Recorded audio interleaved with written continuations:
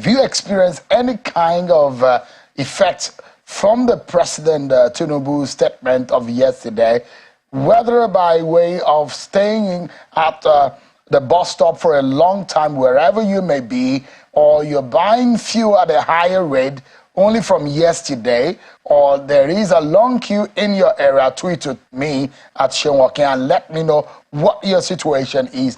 And because my guest tonight will be weighing in on all of these. So yesterday, this was what happened. Take a listen to what President Bola Tinubu said on fuel subsidy. Unfortunately, the budget that I've glimpsed before I assumed office and what I've heard is that no provision is there for fuel subsidy. So fuel subsidy is gone. That was a statement. Fuel subsidy is gone. And as soon as that statement was made, there was an immediate reaction in the marketplace over the product. So this is what happened. Fuel queues, and we captured some of these fuel queues across the nation. This is in Ogun State. And this is, similar to what our correspondents are saying across Nigeria.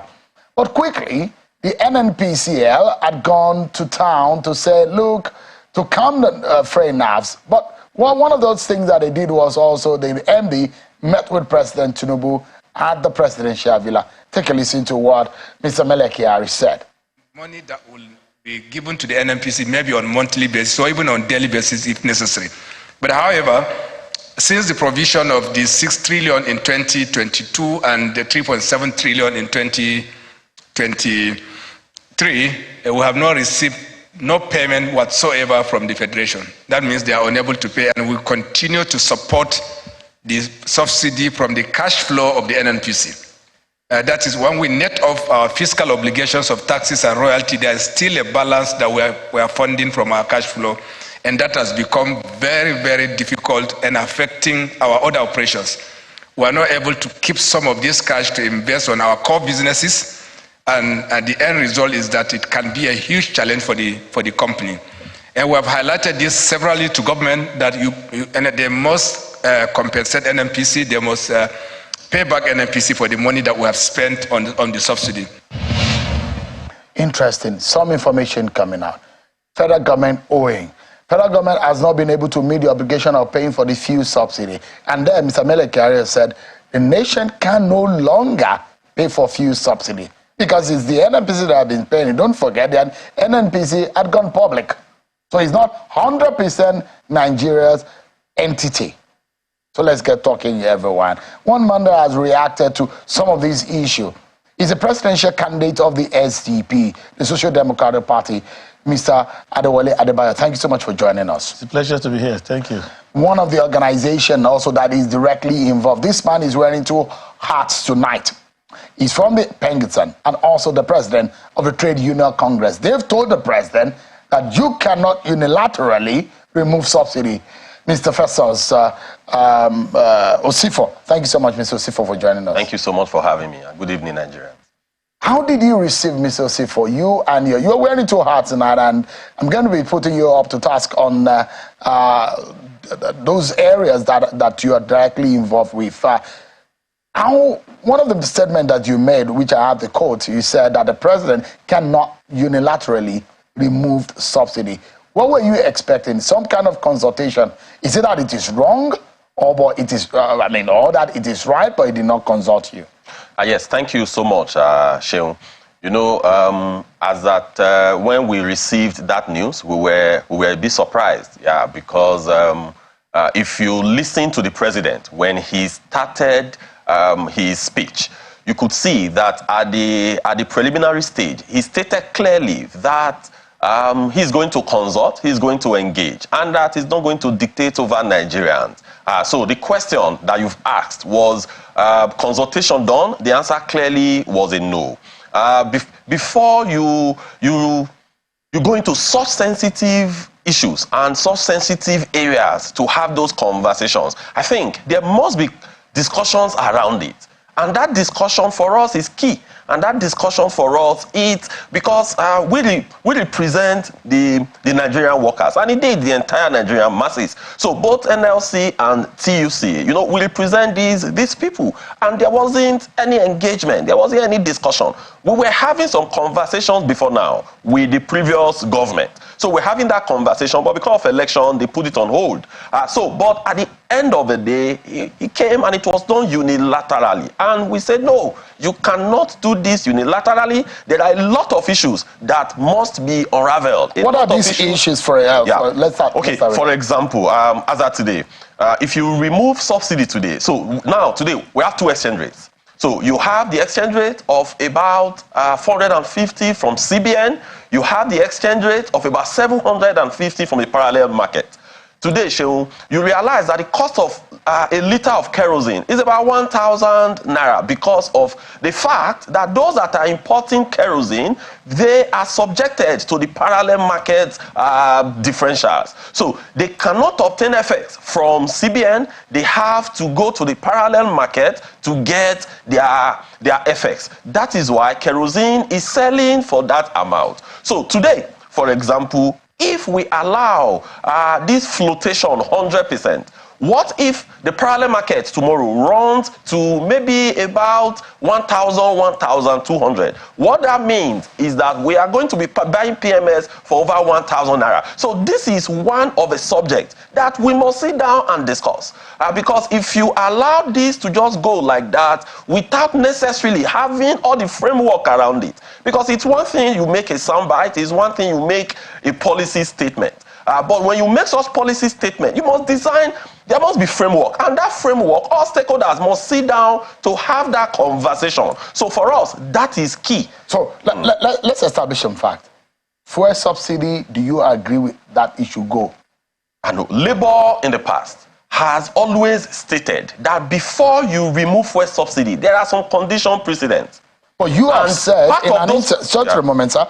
You have said in a sister program with my colleague Maupe that subsidy must go. These are your words. I know. The conversation we had in that, I gave a distinction between Pengassan position and the position of the Trade Union Congress of Nigeria. So the Pengassan position is that. So the Pengassan position was taken since 2016 in the NEC in Calabar, and there have not been any variation in that. But the position of TUC, which is the umbrella body, Pengassan is the senior staff association in the oil and gas industry. So Pengassan wants it to go. For Pengassan has clearly stated all the issues surrounding it. And also, there is no trade union today that gave a blanket check to government that please remove subsidy 100%. But these trade unions, Pengassan understand the challenges that we are currently facing that was enumerated in 2016 when it moved from about 87 naira to 145 naira. Because those things were enumerated and discussed at the neck of Pengassan. But Pengassan at the end of the day now also said that the umbrella body, which is TUC, will take the ultimate decision.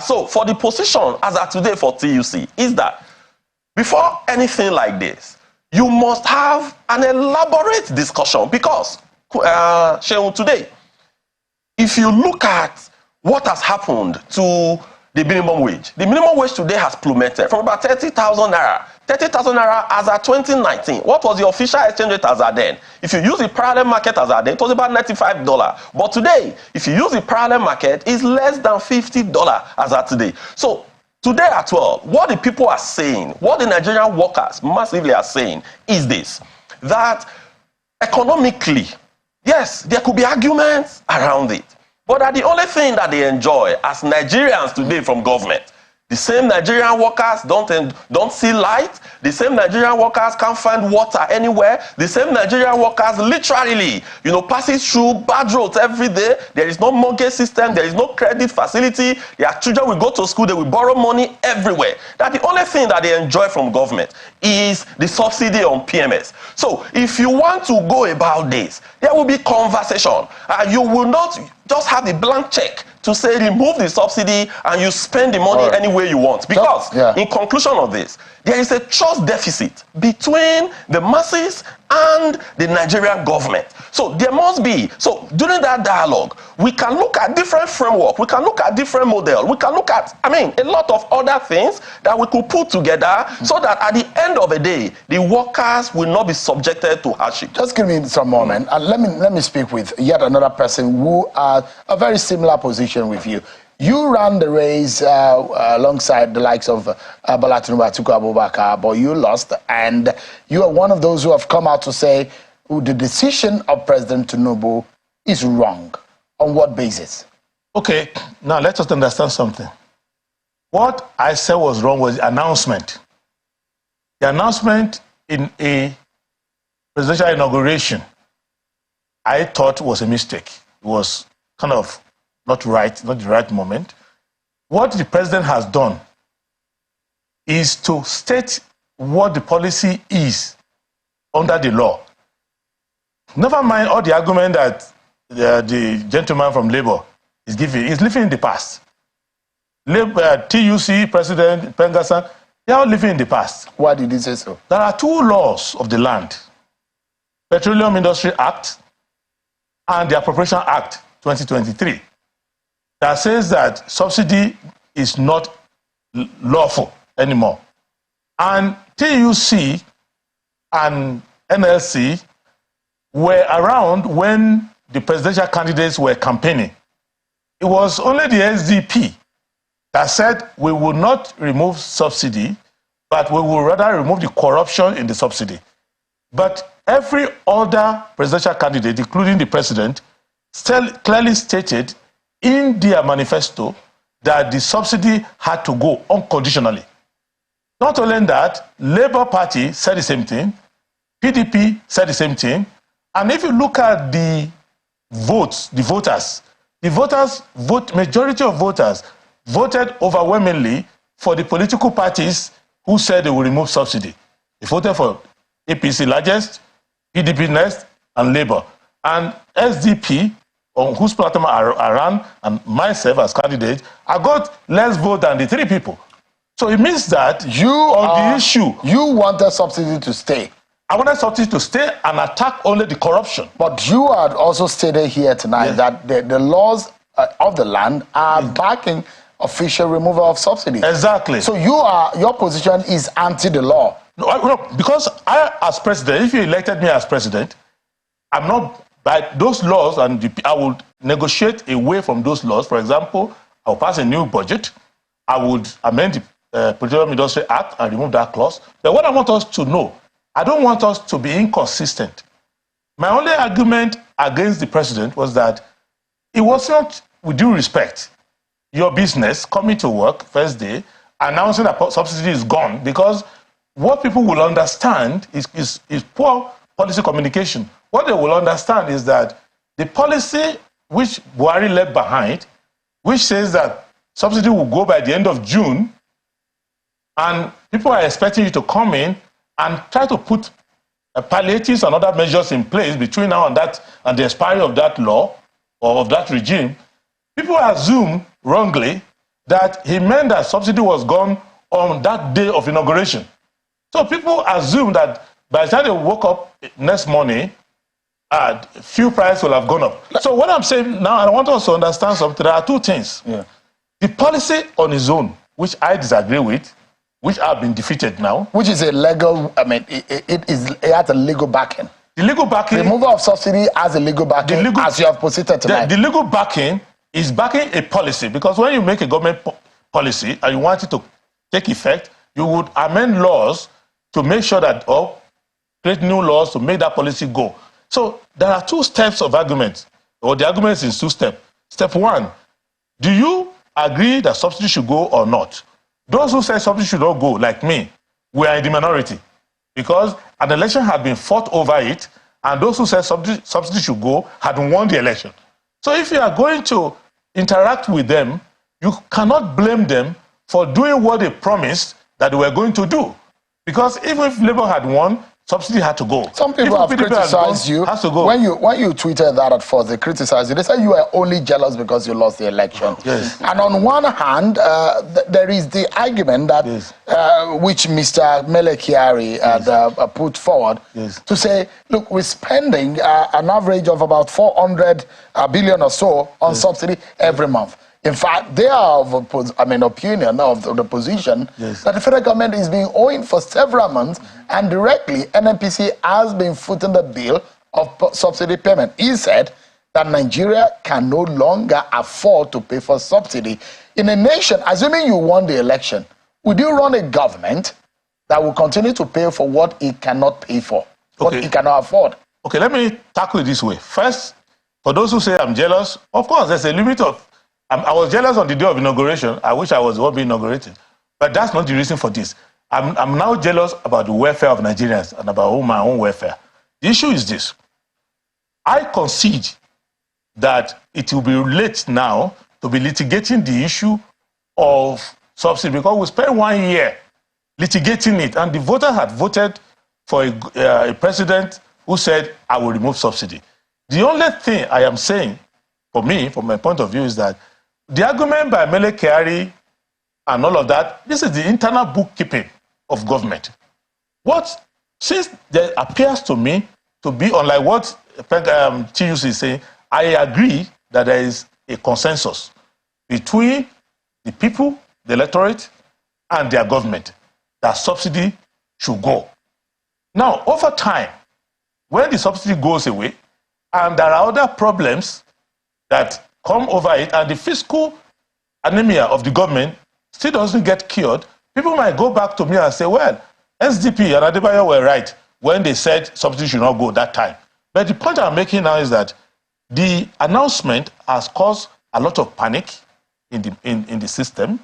The president hadn't taken the time to sit down, like all this meeting with Mele Kyari, with other people, to put things in place and to ensure that, because it's predictable. So you are thinking it's a knee-jerk approach? It's a knee-jerk announcement. But there are those who say that that is hitting the ground running. No, with due respect, that's not hitting the ground running. Why? Because as at the time President Tinubu was taking oath of office, the law of the land is that subsidy is gone. So that's the law of the land. So it's just reiterating what the law says? Yes, and in reiterating it, there ought to be, there's something in policy management we call the theory of unintended consequences. You will know normally that the president of Nigeria, President Tinubu, is the most important person in Nigeria today. His pronouncement affects every market. His pronouncement can even affect somebody's marriage. So if you fix your wedding for next week and he says the price of garri will go up or price of rice, you may review and say, why do I have to marry now? So when you are occupying that office, your pronouncement should be so calculated and so well structured that you know that people will react. Now, remember, it is not only one market that reacted. Also, the foreign exchange market also reacted. Because by the time he says he's going to unify the exchange rate, you start to see movement in the other direction. And also, it also removes the argument, which TUC is saying here, regarding exchange rate. He knows that to deal with the issue of subsidy removal, you must also deal with the issue of foreign exchange. So by the time you have the foreign exchange convergence, and I believe that you convert towards the north rather than convert towards the south. So by the time, which means that you are more likely to see the official rate travels the direction of parallel market.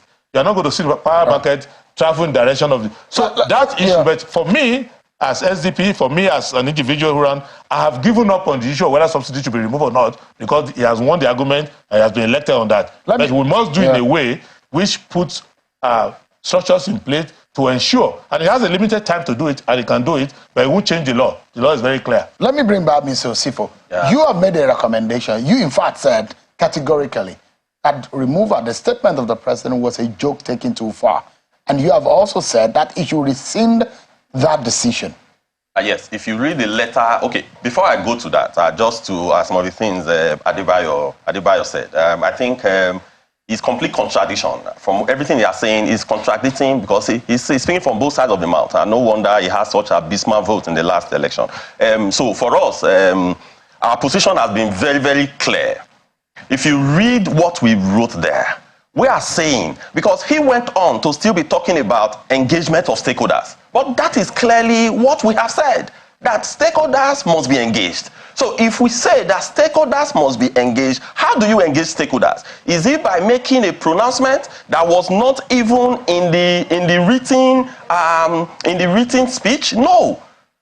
It is not just making pronouncement, but what are the framework around that pronouncement? It's not just by dictating that exchange rate should be unified, but what are the framework around that unification of exchange rate? Is it something you do overnight? Okay, with the comment, you see what has been happening to the price of PMS, but as exchange rate unified, the answer is no. So which come first? You cannot put the horse before the cart. So generally, you must, as a government, you must sit down and think through any policy framework. You must think through, you must engage the stakeholders. Because at the end of the day, he said unintended consequence. But you must manage those, you must foresee. That is why you do scenario planning. So when you carry out those scenarios planning, you will be able to forecast those unintended consequences. So our position really has been clear that if you read our communication, it's very clear that before you do this, there must be engagement.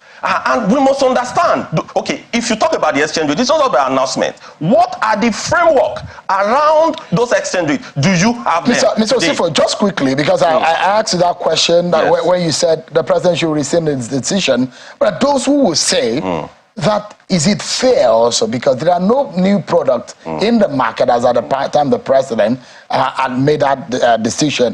But isn't this some kind of panic element, or the panic, an element of greed on the part of petroleum marketers? They are selling old products at exorbitant prices. Yes, that is what will happen when such statements were made the way they were. Is it fair to do because as we talk, no, it is totally wrong. It is totally unfair. And that is why we've also said, like we talked about the law. If you check the statement yesterday, he said, as at the law, he was talking about Appropriation Act, that with the Appropriation Act today, that subsidy is gone. But is that correct? Because as at today, the Appropriation Act provided for subsidy till June 30th.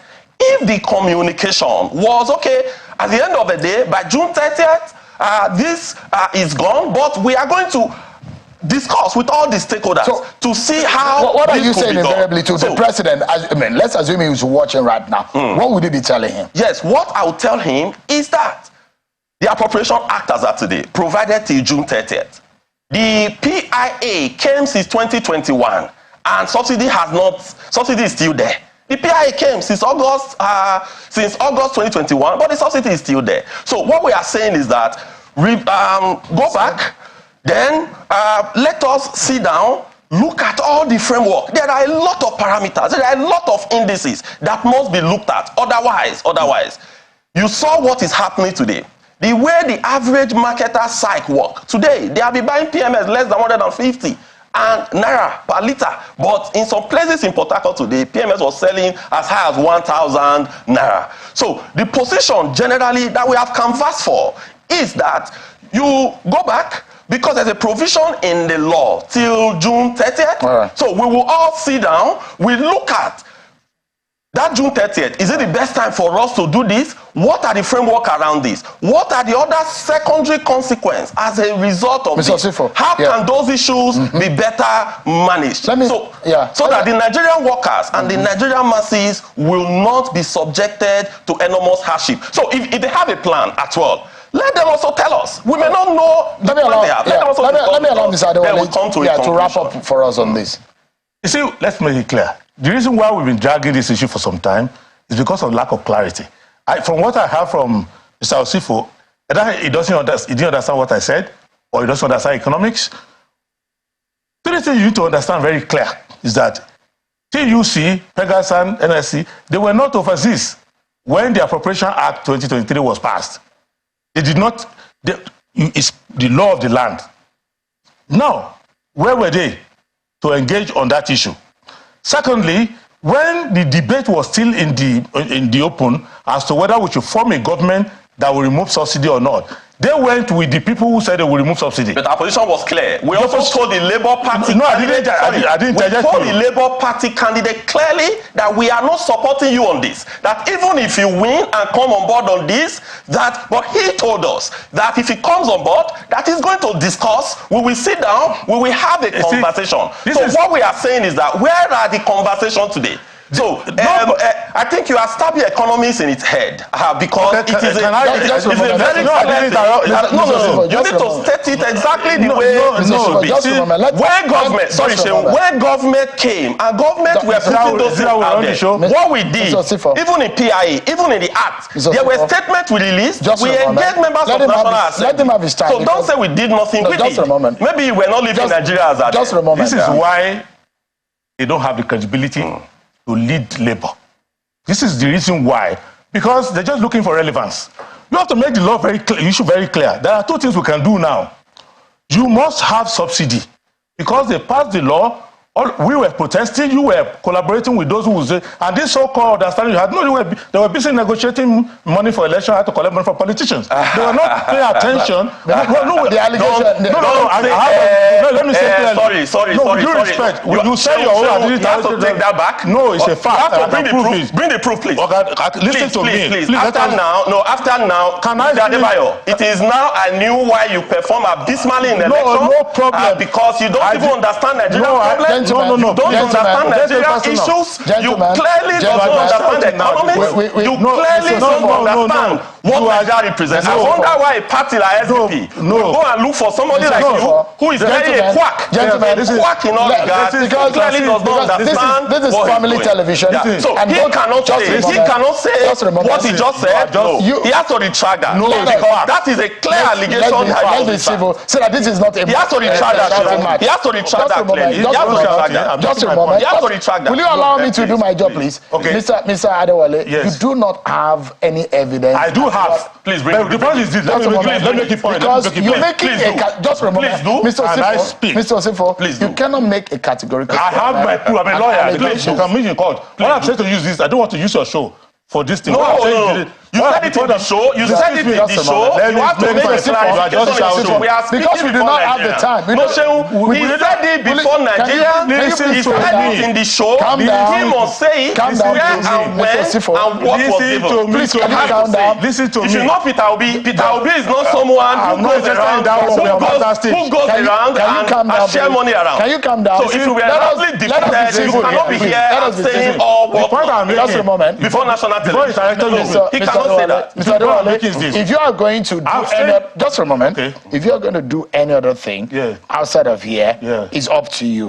But right here, right now, I am moderating this program, and I'd like you to either retract or to prove what you've said.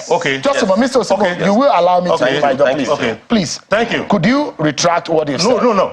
With due respect to you, please. I will not retract. But let me tell you what I said. My point is this. It was very clear that the position they are taking now is very hypocritical and it is contrary to the position. That's not what you asked, please. Can I finish? Sorry. This is a matter both on integrity and credibility. What you asked, what he's saying is totally different. Calm down for a moment. Mr. Adewale, just for a moment. We have to address that issue. You made an allegation on his person and he's right here. If you say that they took money and that's a criminal allegation that you have leveled against him. It's not a criminal allegation. It is not. Excuse me. Can I say it? If I say you will understand. For the sake of this program, so that we can move forward and we do not have the time, will you retract it and deal with the issues later? Okay, now, let me say something.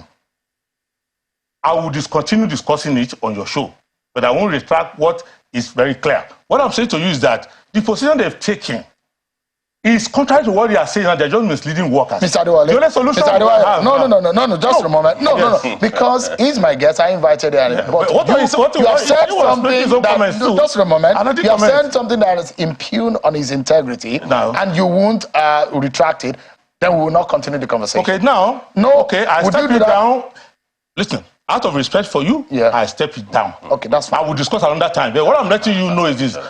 For as long as we continue to allow people to take inconsistent position and take advantage of leadership of Nigerian workers or Nigerian people, we will now address these issues. The issue we want to address here is as follows.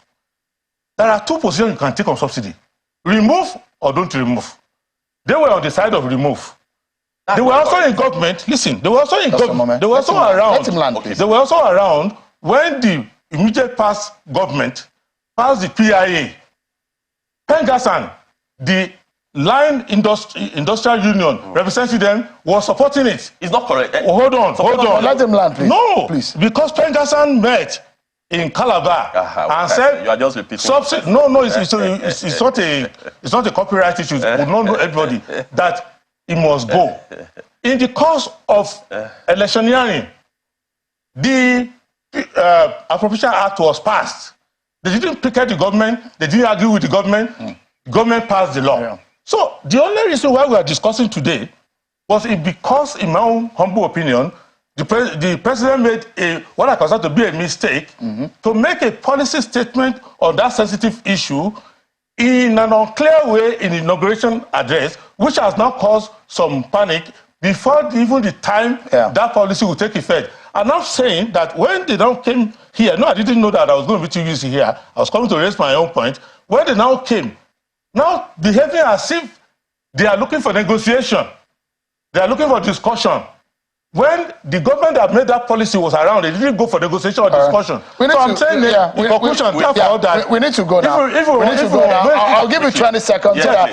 Because I have yet another guest on the program. Okay, so if we must make progress now, we must discuss, it will be implemented, but we must put palliative in place, measures in place within this short period to ensure. Just 20 seconds. You see why I say we need to wrap up. We must put palliative in place. We must 20 seconds. That is actually, if you check what we have said, we said clearly that on the issue of subsidy, he said about the previous government, we protested. I'm the president of Pengasan. I went to National Assembly. I'm the president of Pengasan, if you don't know. You don't even know. I know that. Means you are living in the past. I went to the National Assembly and I made a public presentation before the Senate, before the House of Reps, and our position was extremely clear. So the fact that you now pass the law, it doesn't mean that, okay, why has this not been implemented in 2021? You should answer that. All right. August 2021, PIA was totally out of time. Why was it not implemented? So the government must discuss with the president of the Nigerian workers on how the interest of the Nigerian workers cannot be put in shambles. Thank you so much. Professor Sosifo, President of the TUC, Mr. Adebayo, presidential candidate of the SDP. Thank you so much, everyone. Thank you.